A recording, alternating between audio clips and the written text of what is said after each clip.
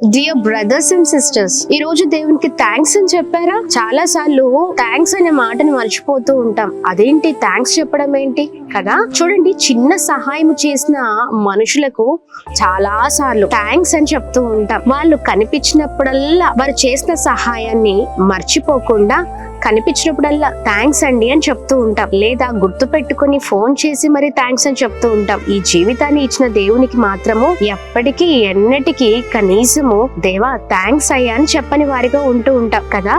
ఇలా చాలా సార్లు మన జీవితాల్లో మనం ఇలాగనే ప్రవర్తిస్తూ ఉంటామండి.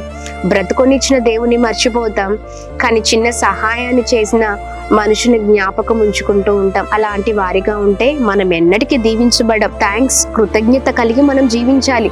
కృతజ్ఞత లేని వారిగా ఉంటే మన జీవితాలకు ఒక అర్థం లేదు. ఈ రోజున చాలా మంది మన కళ్ళ ఎదుటనే మరణిస్తూ ఉన్నారు. కానీ దేవుడు ఉచితమైన ఆరోగ్యాన్ని మనకిచ్చి మన ఆయుష్ని పొడిగించి అనుదినం మనల్ని నడిపిస్తున్నారు కదా. ఇంకెంతగా కృతజ్ఞత కలిగి ఉండాలి. మనుషులకు ఇచ్చే విలువ కంటే మనకు దేవుడు మన జీవితంలో చేసింది ఎంతో గొప్ప కార్యాలండి. ఆయనకు మనుషుల కంటే ఎక్కువ విలువ ఇచ్చే వారిగా ఉందా?